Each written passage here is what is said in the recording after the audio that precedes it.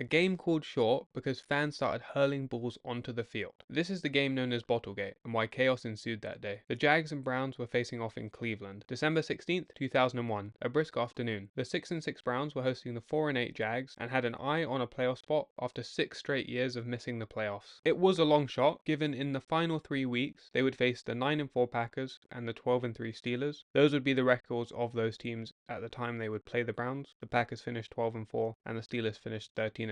Their offense, led by Tim Couch, wasn't very good. Couch himself had 17 touchdowns to 21 interceptions that year, with a 73.1 passer rating. They averaged just 3.2 rushing yards per attempt and had the 25th ranked scoring offense. Their defense wasn't as bad, ranking 15th that year, but coming off a 13-3 season, there was hope. The Jags had a 9-0 lead going into halftime. A pick six for 97 yards by cornerback Anthony Henry came in the late third quarter, bringing the score closer. A Jags 37-yard field goal brought the score to 15-10 with 3 minutes and 2 seconds remaining. On their final drive, the Browns were moving closer to the end zone. Trailing 15-10, this is when controversy would arise. Up to this point, the Browns had been struggling. They didn't have a run game. They finished that game with 47 rushing yards, and QB Tim Couch had entered the final drive with just 116 passing yards. Couch completed passes to O.J. Santiago and Kevin Johnson, and the Browns were now at the Jags 32. Couch was then sacked, followed by an incomplete pass. Couch then hit Andre King to get the first down on 3rd and 12.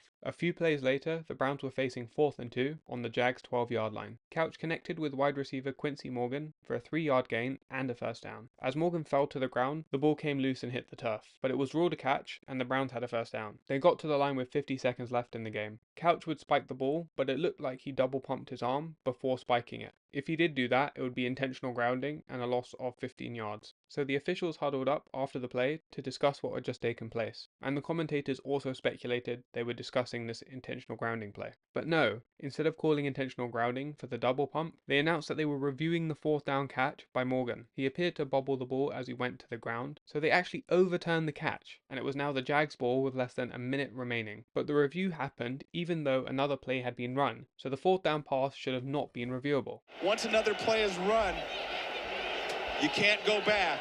Officials claim the replay booth asked them for a review via his pager before the spike play occurred. But if you look at this play, I can't see the ref trying to call the play dead. I don't see how you can review the catch if the play already took place. As Browns receiver King said, he said they had a communication issue with the replay official. Too bad. That's just like a coach holding a challenge flag and throwing it too late after we snapped the ball. This is what the referees are claiming from replay, is that they were saying they were blowing the ball dead as the ball was being snapped. And from what we've seen on our replays, that's inaccurate. So Browns fans were rightly livid and chaos would ensue. Boos would fill the stadium and some fans began hurling beer bottles, many still containing beer, which made them much heavier. The Miller Brewing Company, which was the Browns' beer sponsor, had introduced a new plastic bottle and the concessions had used that instead of pouring the drink into a plastic cup to reduce waste. After waiting for a few minutes for the crowd to settle, the ref declared that the game was over with 48 seconds left on the clock, which was the first time in NFL history that a ref has called a game short. This would rile up the fans even more, and more bottles began flying. As the refs ran into the tunnel, they were doused with beer and cups of ice as they tried to run for safety. Over a dozen fans were arrested. Players on both teams were hit by debris, but nobody was seriously hurt. One fan was treated at hospital for minor injuries. Nonetheless, then NFL Commissioner Paul Tagliabue called the officials and got them to finish the game. After 20 minutes, players returned to the field. The game ended with 2 QB kneels by the Jags. After this game, beer in plastic bottles would be banned in many stadiums, and as aluminium beer bottles began to be used, the caps were removed to reduce their weight if they were thrown, reduce cap waste, and prevent injury risk. The outbursts from fans overshadowed the real part of this story: horrible officiating. Guys are passionate about that. That's your legacy, your team, your city. You go through the whole summer and 2-a-days to get robbed by some guys who this is their weekend gig as referees. It hurt. So that's Bottlegate. Alright, thanks for watching.